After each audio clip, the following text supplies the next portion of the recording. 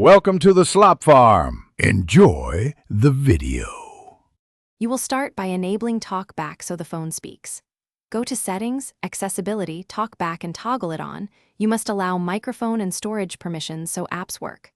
Once done, practice the core gestures. Explore by touch to hear items, swipe to navigate, and double tap to activate.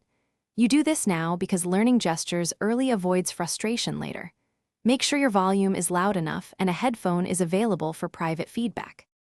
Next, set up voice access to control your phone by speech. Go to Accessibility, Voice Access, and follow the quick voice match so commands recognize you. Then assign an accessibility shortcut. Triple press the side button to toggle TalkBack fast. Customize TalkBack verbosity and Braille display options if you use a display, reducing verbosity speeds navigation while Braille helps precise input.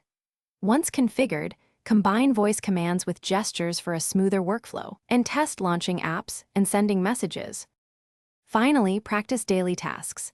Say call name, dictate messages, use maps with spoken directions, and open email to read with TalkBack.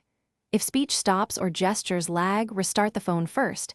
This often fixes temporary glitches.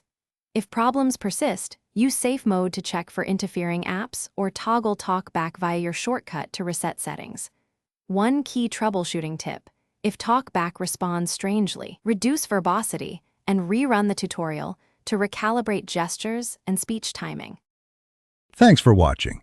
Consider subscribing if we helped you today.